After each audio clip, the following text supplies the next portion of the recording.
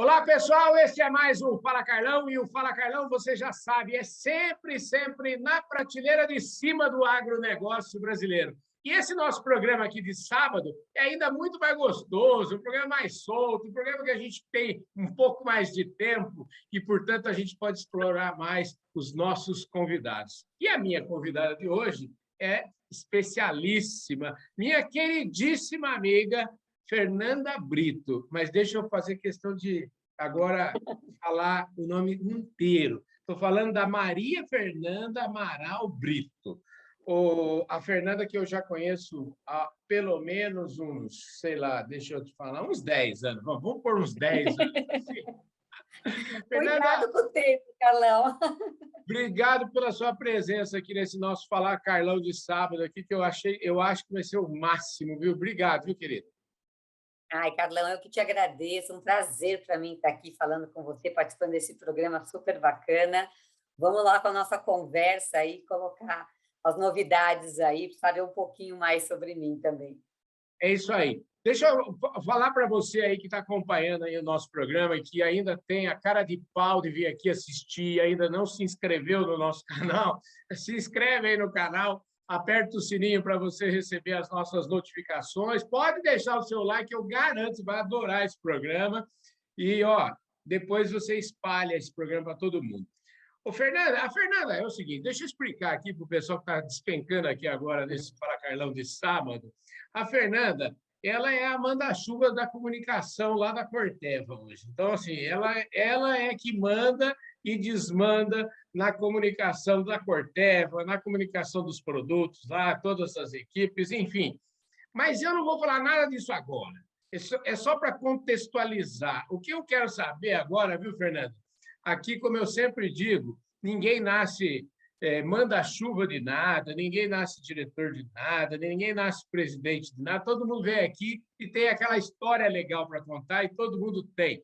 Então, eu queria... Começa do começo mesmo, viu? Você nasceu aonde? A sua família, como te criou? Quais são os valores que você herdou do seu pai, da sua mãe? Fala aí. Vamos lá, Carlão. Bom, eu sou paulistana, nata daqui mesmo, nasci em São Paulo. Eu pode não parecer, mas tenho uma mistura de libanês, meu pai é libanês, na verdade, filho de libaneses, né? Mas já tinha uma mistura que minha avó já não era, minha mãe, filha de portugueses, então já tem uma miscigenação grande aqui. Deixa eu fazer um parênteses. Se pode não parecer, você pode achar isso uma novidade, mas eu tenho que negociar com ela, eu sei muito bem que parece. O sangue tá. É muito engraçado, eu falo que pode não parecer, porque os meus primos todos são todos morenos. Uhum. Os 3 filhos da minha mãe, os 3 nasceram loiros, né? E os meus irmãos de olhos azuis, meus pais têm os olhos azuis muito fortes. Eu não nasci, mas os meus irmãos. Então era muito engraçada a foto da família, né? Tudo libanês, né? Moreno, e os 3 loirinhos lá, né? Pareciam os adotados ali. Mas, então eu venho de uma família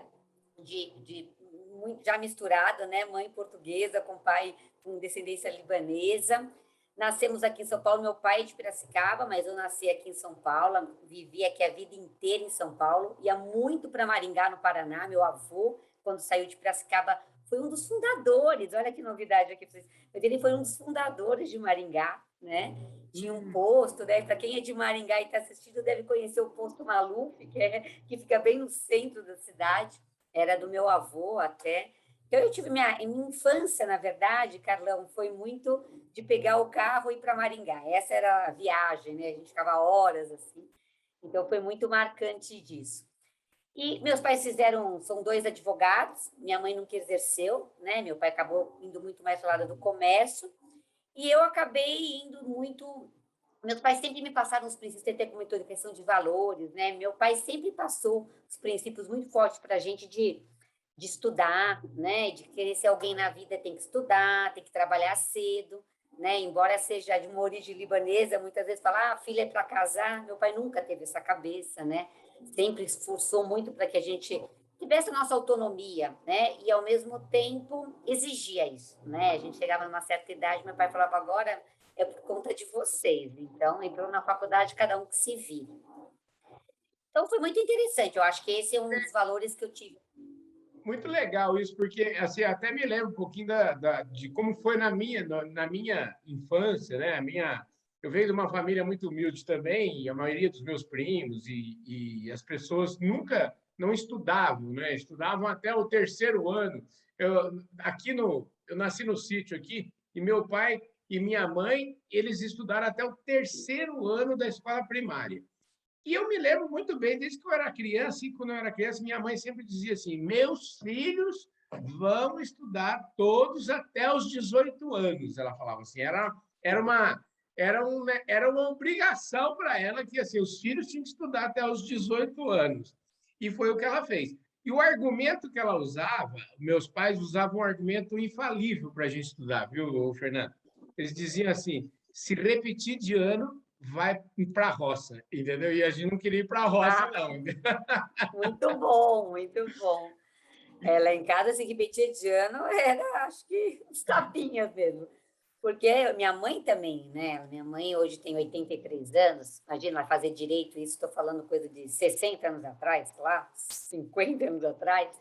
Era uma revolução. Então, ela foi uma guerreira. Então, mas não cogitava a gente não ter boas notas ou estudar. Não existia isso dentro de casa, entendeu? Mas que é muito bom, né? Eu acho que essa questão da disciplina. Eu também estudei num colégio que também era muito disciplinar, um colégio de origem alemã. Então, eu aprendi muito com isso, sabe, Carlão? Eu aprendi que na vida nada é fácil, muito esforço, e você tem que ter disciplina. Isso foi uma das coisas fortes que eu aprendi no meu colégio, né? Eu acho que de ter a disciplina de fazer a sua programação. E eu sou muito disso, né? Eu sou muito organizada nas minhas coisas, né? E Uhum. eu sempre fui atrás, né, das coisas que eu queria. E O Fernando, aí fui fazer faculdade. pois é, eu ia te perguntar justamente isso, né? Quando é que você. Eu tenho um amigo que, por sinal, é agrônomo, mas ele falou para mim aqui numa entrevista, o Maurício, e o Maurício falava assim: Carlão, eu nunca tive dúvida que eu ia ser agrônomo. Acho que com 10 anos de idade eu já sabia que eu queria ser agrônomo. E aí, esse é um ponto, né? Quanto mais cedo você descobre para que ele. E ele usa essa expressão, né? O Carlão, quanto mais cedo você descobre para que você serve, mais feliz você vai ser na sua vida, mais tempo de felicidade, né? Eu queria saber quando é que você descobriu essa história da comunicação aí, como é que foi isso? Então, Carol, eu não fui cedo, não, porque, na verdade, a minha vida inteira eu falava que eu ia ser veterinária, a vida Uhum. inteira. Até chegar no terceiro ano, meu pai descobriu que nas faculdades de veterinária você tinha que ficar 2 anos, e eu ia prestar veterinária, Uhum. mas que você tinha que fazer 2 anos, não sei se era uma residência numa fazenda, fora de casa. E meu pai surtou. Pelo amor de Deus, que minha filha não vai fazer veterinária. Onde você vai morar? Onde você vai estudar? Onde já se viu? Vamos ver outro.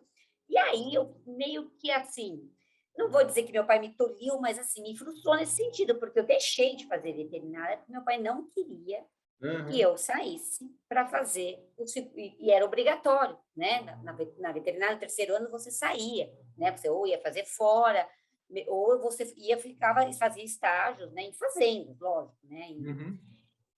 E aí, na época, eu falei, bom, vou prestar as faculdades, que é administração, aquela coisa, né? Já que já tirou você da onda, onde que eu vou prestar? E aí, eu já estava no terceiro ano, fazendo muito trabalhos assim, já me envolvendo muito com questões de campanhas, tinha, né, de amigos que participavam. Meu pai tinha um amigo publicitário e às vezes eu ia na agência, sabe? Então eu já estava começando a viver. Eu falei, gente, eu gostei dessa parte de comunicação. Então eu pensei, falei, bom, mas como eu estou mais voltada para a questão também de marketing, né, que é essa questão mais voltada para a administração, eu vou fazer propaganda e marketing. E foi quando eu resolvi, tipo, no terceiro ano. Tanto é, Carlão, que meus 2 primeiros anos eu fiz arquitetura e propaganda e marketing.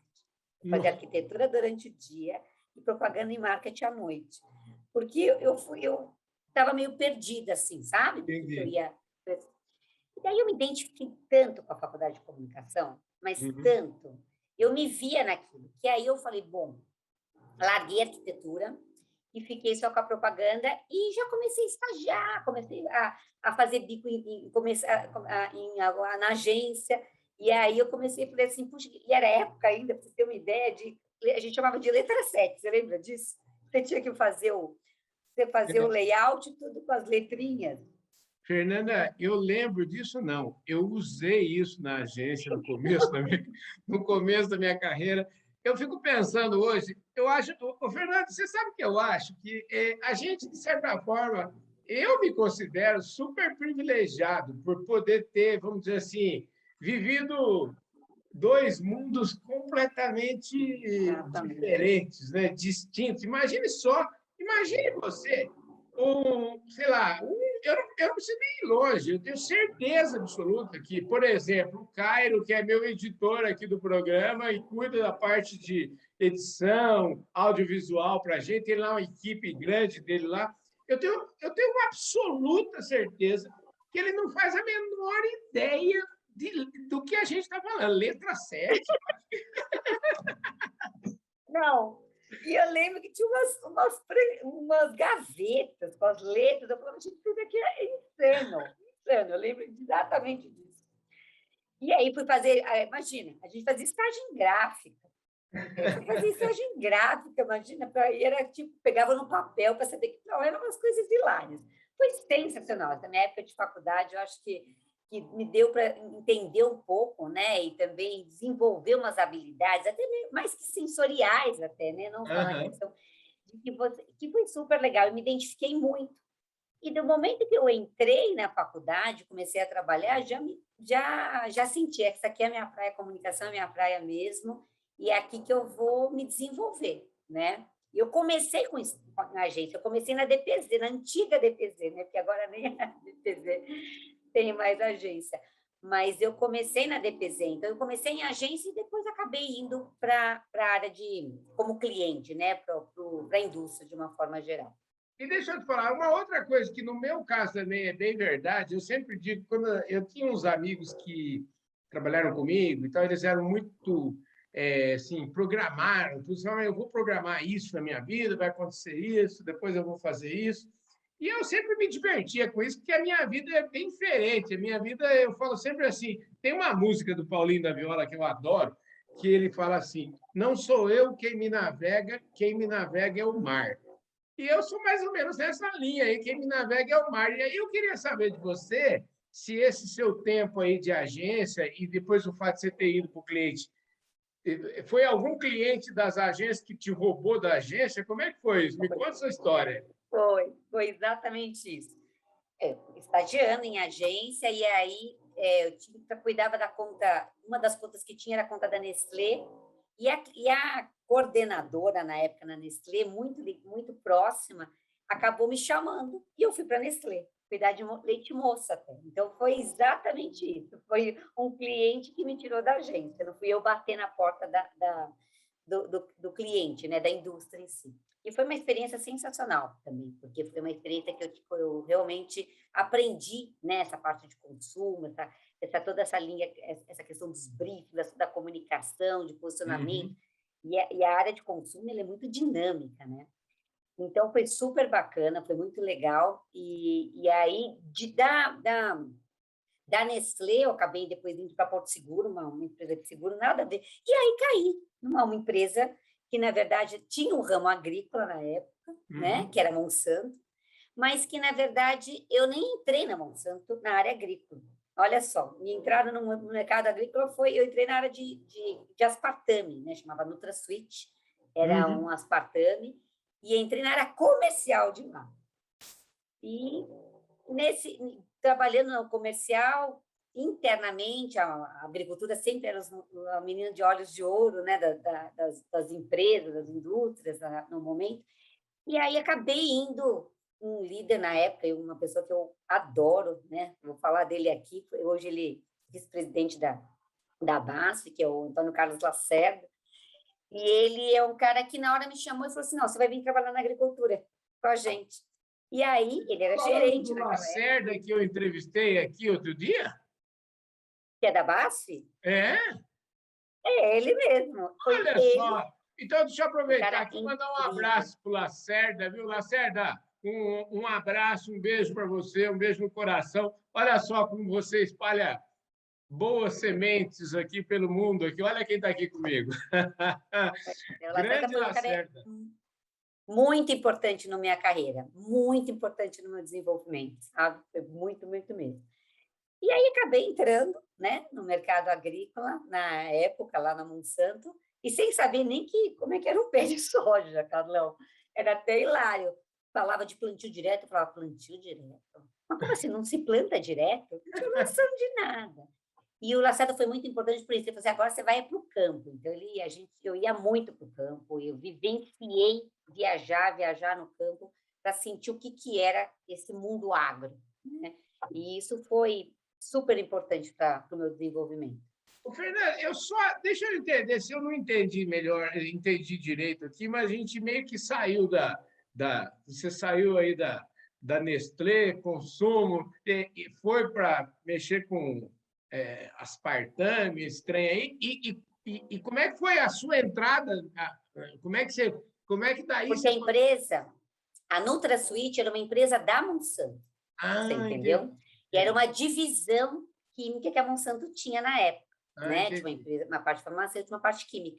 E dentro da Monsanto surgiu uma posição de assistente de marketing, se eu não me engano, Entendi. na área da agrícola, que Ok. era para trabalhar com o Lacerda. E foi quando o Entendi. Lacerda me entrevistou e me puxou dessa unidade de negócio da companhia para aquilo. Depois a Monsanto virou 100% agrícola, foi fazendo spin-off da separação dos negócios. Mas nesse Entendi. momento foi exatamente isso. Foi Olha, aí que eu entrei. eu falo para você que eu sou privilegiado, sempre digo aqui para todo mundo que se eu tivesse feito uma listinha, se Deus tivesse me dado a oportunidade de falar assim, faz aí uma lista das pessoas que você quer que eu coloque no seu caminho aí, e eu sempre digo assim, se ele tivesse me dado essa chance, eu com certeza não teria a ousadia de pedir nem 1% do que ele já me deu, viu, Fernanda? E você, e o Lacerda e tantos outros fazem parte desse caminho, viu? Muito bacana. E E aí? foi super. Não, e foi super bacana, porque o Lacerda ele falou: vamos para o campo, você vai conhecer o que é um plantio direto, você vai conhecer o que é um pé de soja. E foram anos que eu realmente me empenhei muito, muito. Viajei bastante e para exatamente ter essa noção, né? O que é o mundo agro, como é que pensa o nosso cliente do agro, né? E eu estou falando coisa de muito tempo atrás.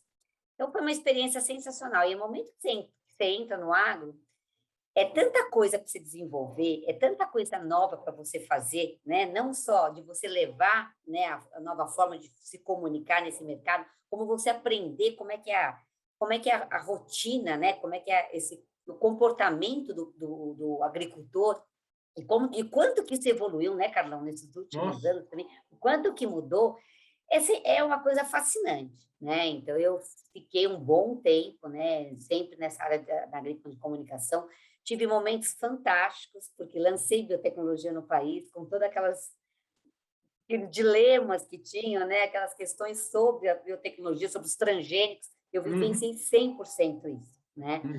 E foi muito, muito bacana. Assim, eu E acho que eu falo. você ficou por mais de 10 anos lá na Monsanto, Fiquei de 10 a 11 anos, exato, uns 11 anos na Monsanto.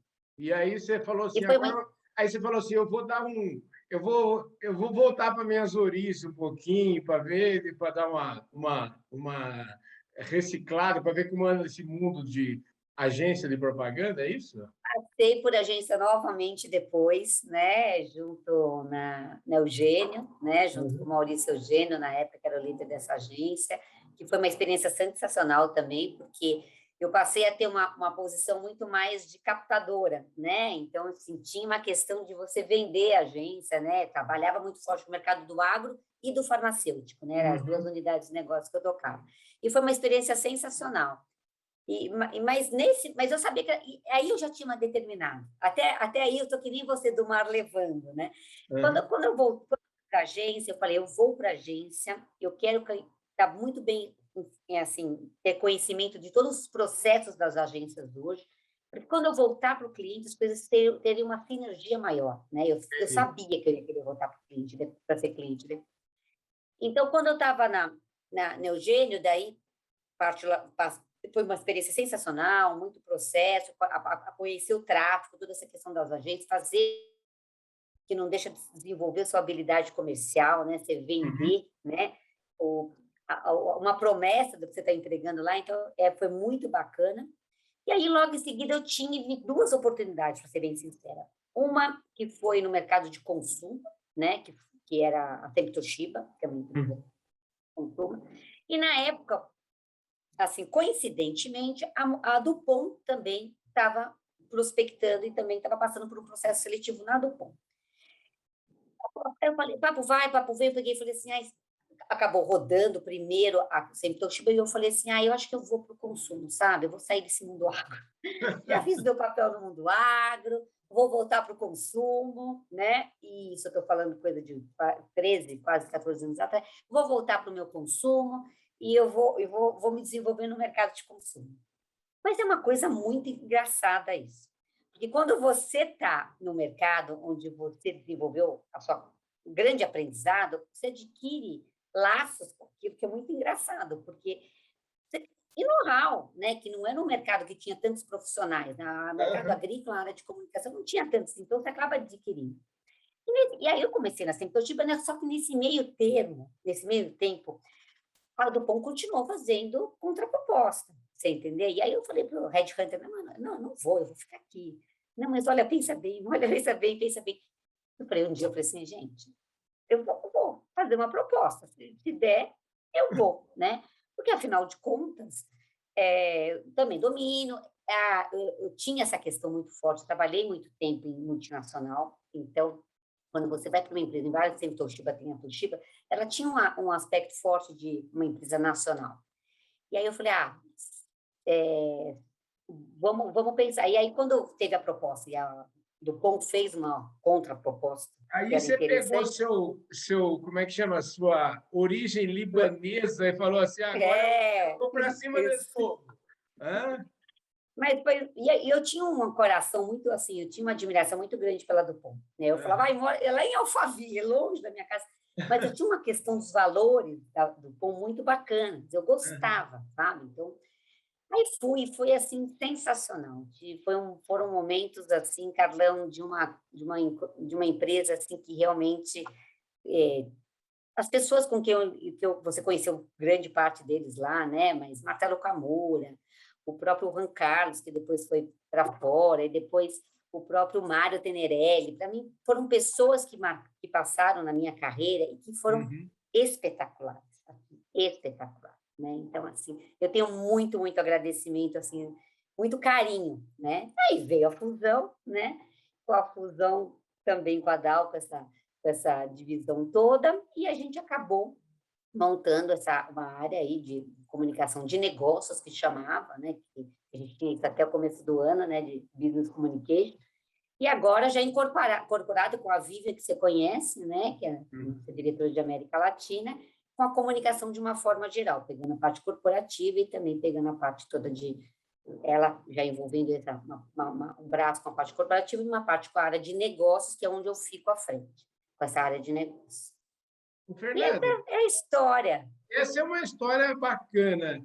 E aí, agora eu queria fazer assim, uma provocação para você. A gente passou, né? A gente está praticamente há 2 anos vivendo como é que chama? Em prisão domiciliar aqui nesse mundo. Assim, me parece que o mundo não tem muita, assim, não tem mais volta. Eu fico imaginando que a coisa tende a caminhar para, no máximo, algo híbrido aí. As pessoas vão para o escritório talvez 1 dia, 2 dias, sei lá eu quantos, né? Que impacto que isso teve, na sua opinião, em relação à comunicação? Como é que foi a sua vida aí nesses últimos 2 anos? Eu acho que no nosso setor, de uma forma geral, né, mas no setor agrícola principalmente, o impacto na comunicação foi enorme, né, porque as coisas começaram a virar totalmente virtuais, né, os canais de comunicação 100% virtuais. A gente vem de um setor, né, Carlão, de proximidade muito grande, né, de você ir na fazenda, de você ir na revenda, né, de você ir na cooperativa, você ter aquela relação. E de repente teve esse hiato, né, pelo menos aí por um bom tempo do ano passado, onde as pessoas se comunicavam através de redes sociais, de WhatsApp, né? Hoje a gente vê o WhatsApp no canal no nosso setor, é primeira mídia social que existe, né? Tudo se faz negociação por WhatsApp, se comunica, se manda vídeos, tudo a gente faz por WhatsApp, né? Então, isso mudou muito, né? De uma certa maneira, eu acho que teve seu lado positivo, onde forçou as pessoas a irem para essa digitalização que, de certa maneira, não tem volta, né? Eu acho que isso Uhum. só tende a penetrar. Então, eu acho que isso cresceu muito no nosso setor, e para a comunicação isso é muito positivo, porque você consegue ter a comunicação no real time, né? No tempo real, né? Onde você consegue estar ao mesmo tempo em vários momentos, né? Então, você Uhum. consegue ter essa agilidade na comunicação, não depende de ir lá entregar para alguém que vai entregar em mãos, quer dizer, é muito mais ágil, muito mais rápido. Ao mesmo tempo, eu acho que a gente vai voltar para um sistema que o pessoal é muito importante, né? Essa Uhum. relação pessoal, esse olho no olho, presencial, isso é muito importante. E acho que em qualquer setor, né, o ser humano precisa disso, o brasileiro, né, precisa muito disso, né?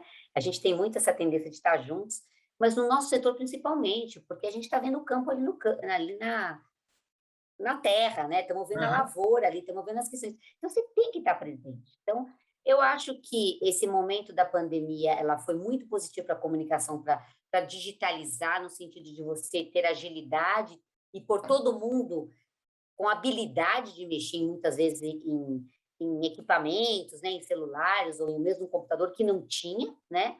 Ao mesmo tempo, não acho que vai isolar as pessoas para ficarem digitais agora e fazer tudo pelo computador ou tudo pelo celular. Acho que não. O celular virou uma ferramenta muito importante, mas o presencial ele vai voltar. Eu acho que vai ter essa questão é que a conexão é muito forte, né, Carlão?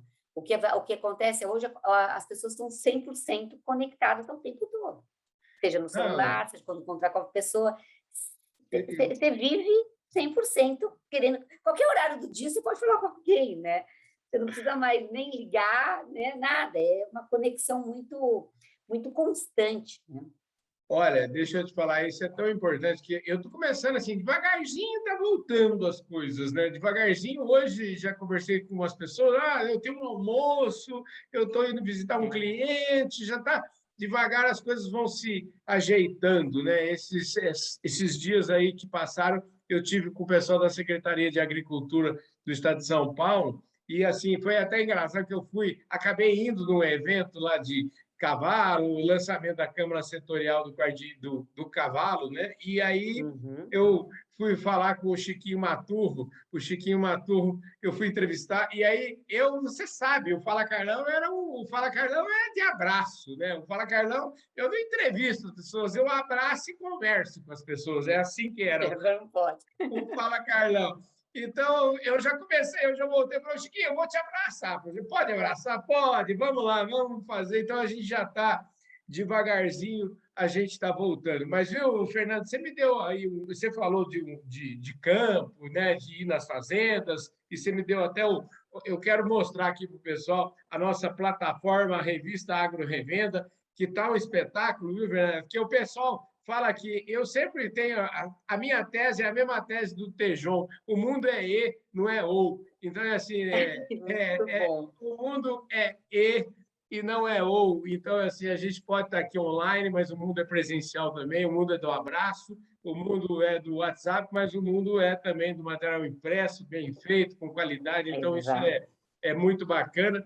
Então abraço aí o pessoal da Agro Revenda. Você sabe que a revista Agro Revenda que está saindo do forno, está indo para o correio agora, bateu o recorde de número de páginas, 212 Nossa, páginas tem a edição que está indo para os correios agora. Então, dito isso, eu queria falar feito esse merchan aqui, eu quero mudar um pouquinho o nosso tom, até porque, viu, Fernando, eu queria te informar que nós já estamos conversando aqui há exatos 31 minutos e está uma delícia essa conversa. Mas eu queria agora, a gente já falou tanto aqui da sua vida, enfim, falar da sua vida é falar um pouco da sua carreira também, eu acho que isso é bacana. Mas eu queria falar como é que você compatibiliza, né? Porque eu sei que você trabalha muito e eu sei que a Fernanda, se eu mando uma mensagem para ela 10 horas da noite, eu sei que ela vem, entendeu? Então é o seguinte, eu queria saber como é que compatibiliza você que já era, digamos assim, quando estava lá em Alphaville, você já trabalhava muito. Agora, vindo para home office, a gente tem uma tendência, pelo menos no meu caso, eu acho que é uma tendência a trabalhar ainda mais. Como é que você compatibiliza isso com a sua família, com seus momentos de lazer? E aí eu quero que você aproveite essa minha levantada de bola aí, você fala um pouquinho da Fernanda, do seu lado pessoal, da mãe, né? Eu acho que isso é importante, da mãe, da mulher, da esposa, enfim, como é que é?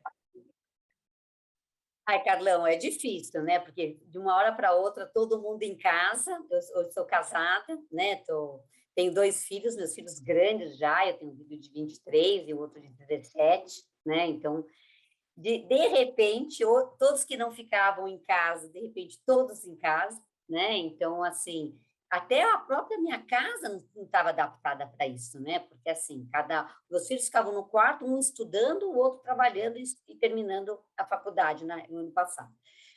Eu na sala na sala de jantar e o meu marido no quarto. Então, assim, era um estresse, porque ninguém podia ligar aspirador, ninguém podia fazer nada. Você imagina todo mundo dentro de casa, assim, numa casa que a gente não se comportou para ter uma casa de home office para as pessoas. A verdade Aham, é essa. A minha casa estava acostumada para uma casa à noite. aham. Chegava, fazer o jantar, alguma coisa, cada um e dormir final de semana. Não é uma casa de tanta agitação, né? E aí, então, isso não estava sendo fácil, foi bem complicado no começo. De certa maneira, esse é o grande problema, você parar os horários. E quando você está trabalhando de home office, as pessoas vão fazendo, e todo mundo de home office, as pessoas vão agendando a reunião e vão agendando, vão agendando. Quando você vai ver, se você bobear, eu comecei a perceber, gente, eu não estou conseguindo almoçar. Por quê? Eu não adiantava marcar o almoço da 1 às 2, do meio de 1, porque quando eu fazia isso, eu descia para o refeitório e comia, mas aqui eu tinha que fazer o almoço. Então, eu tinha que bloquear o almoço pelo menos uma meia hora antes. Aí eu comecei a entender um pouco e fazer uns bloqueios maiores, bloqueios no meio da tarde, porque senão não tinha horário para nada. É uma loucura, né? Porque as pessoas vão achando salvar. Então, eu acho que isso aqui em casa deu uma certa estressada, mas depois a gente foi se acomodando, sabe? Foi as coisas Entendi. se ajustando. A gente aprende, né? A gente aprende a lidar com essas diferenças. E, ao mesmo tempo, Carlão, tem esse lado que a gente trabalha muito mais, isso é verdade, mas também tem uma flexibilidade, assim, o tempo que a gente ganha do não deslocamento, eu perdia mais de 1 hora no trânsito, Sim. né? Entre ir e voltar de trabalho. Então, isso, muitas vezes, hoje é um tempo que eu estou almoçando com meus filhos, né? Eu janto com meus filhos, né? Então, assim, isso é sensacional. A gente conversa, a gente senta todos na mesa. Correndo ou não, mas a gente senta. Então, eu acho que está sendo uma relação de família sensacional, que é a relação que eu tinha quando eu chegava em casa. Porque meu pai vinha almoçar em casa, a minha Aham. mãe não trabalhava, né, era dona de casa, então eu sempre sentei à mesa com os meus pais, com tudo. E a minha vida não era assim, não almoçava, ninguém almoçava em casa, jantar cada um num horário, era só de final de semana, quando alguém não viajava. Então, assim, eu acho que para esse lado foi muito positivo. A gente começou a dar outro valor, sabe, para a questão da família, das diferenças, aprender a lidar com essas diferenças, entender e superar. Eu acho que esse é um lado bom, né, da gente nunca tem o lado bom da pandemia em vista das tragédias que a gente teve, mas tem esse lado de estar em casa e ser forçado a essa convivência que eu acho que a gente aprendeu muito com isso. Eu aprendi muito. Realmente, eu tive uma resiliência bem ampliada, vamos dizer assim. O Fernando, e eu aprendi mais ainda com esse papo contigo aqui. Eu aprendi que você então tem um filho de 23 anos. Quer dizer, quem tem filho de 23 anos corre o risco de ser avó a qualquer Brincar momento. não, pelo amor de Deus. Essa geração hoje não sai de casa antes dos 30, Carlão. Né? Eu saí com 22, né? Agora Oi, eles... você sabe que eu estou falando assim, porque é engraçado isso, porque eu fundei a Publi quando eu tinha 23 anos. A gente está fazendo 33 anos agora, fez 33 anos, e me casei também por volta de 23. Acho que eu tinha 23 já, ainda tinha 23. Mas você está falando aqui de 23. É interessante. Escuta, como é que eles chamam aí, seu marido? Como é? Vamos depois essa entrevista, a gente não falar o nome deles, vai ter pau em casa. Meu marido se chama Nilman, os meus Uhum. filhos é Guilherme e Eduardo. Muito bom. O Guilherme, o Nilma, de 23, e o Eduardo, de 17. muito bem. E o Guilherme, então, já, pelo jeito, já terminou a faculdade. O Já está encaminhado, graças a Deus. Quer que que dizer, ele, pelo menos tem andado. que ele Fez fez? economia Aham. e ele trabalha num fundo de investimento. Ó, que legal. Gente do céu. E o Eduardo prestando vestibular agora. Com O que ele esse quer final de fazer? ano agora com essa pegada de vestibular. O que ele vai fazer? Qual que é a escolha Ele dele? quer administração. Ó, muito bem. Maravilha. É. E o Nilman? O que o Nilman apronta? Ele trabalha numa incorporadora, é construtora, que é do Rio de Janeiro, então ele fica 4 dias da semana no Rio de Janeiro, está voltando e volta de final de semana. Então, ele Olha, faz essa ponte. o Trabalhou Fernando, muito tempo no mercado de construção civil, né? Mas teve outras frentes também, mas hoje está na área de construção civil. Eu sempre me pergunto, eu tenho 32 anos de casado, e sempre que me perguntam, qual que é o segredo?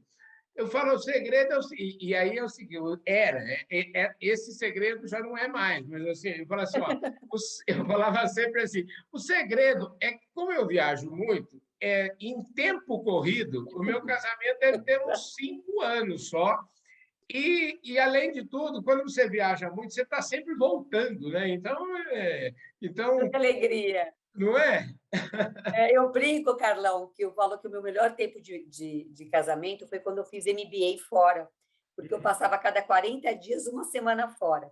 Eu era assim, quando eu estava voltando, quando eu começava a encrespar, já ia passar de novo uma semana fora. Então era tudo tranquilo. Fernanda, Durante 2 anos, isso. deixa eu te falar, amei essa conversa com você. Eu tenho certeza que o povo que está assistindo aí adorou também. Acho que falamos de tudo aqui, gente, falamos de vida. Eu acho que também é o seguinte, o programa já passou, o povo vai me puxar a orelha e dizer, Carlão, você hoje estourou todos os limites, entendeu? Mas foi uma delícia esse bate-papo. Eu queria agradecer muito o seu tempo, agradecer muito a sua disposição de vir aqui falar, especialmente nesse tipo de programa, que é um programa mais de peito aberto, né, Fernanda? Obrigado, viu? Foi uma delícia, Carlão. Eu que te agradeço. Muito obrigada mesmo. Uma delícia. É isso aí, gente. Eu não falei para você que esse programa era show de bola, ia ser um espetáculo. Então, você que está agarrado aí até agora, obrigado pela sua audiência. Você acompanha esse programa aqui no nosso canal no YouTube e você vai acompanhar esse programa também em todas as outras redes sociais que nós estamos aí. Eu acho que nós temos mais de 30 mil seguidores, se somar tudo que está acontecendo aí, viu, Fernanda? O povo aqui é agarrado. O povo gosta desse bate-papo nosso aqui, viu, Fernanda? Super obrigado, viu? Obrigada a você, Carlão. Obrigada mesmo. É isso aí, gente. Eu vejo todos vocês sábado que vem aqui no nosso Fala Carlão especial de sábado. E amanhã tem Domingão do Carlão lá no canal do Boi. E durante a semana você acompanha o nosso trabalho também aí de segunda a sexta-feira, 16h30, lá pelo canal do Boi. Muitíssimo obrigado a todos vocês. Muitíssimo obrigado pela audiência e pelo carinho. Um forte abraço. Fernanda, beijo. Obrigado. Beijo. Valeu, gente. Fui.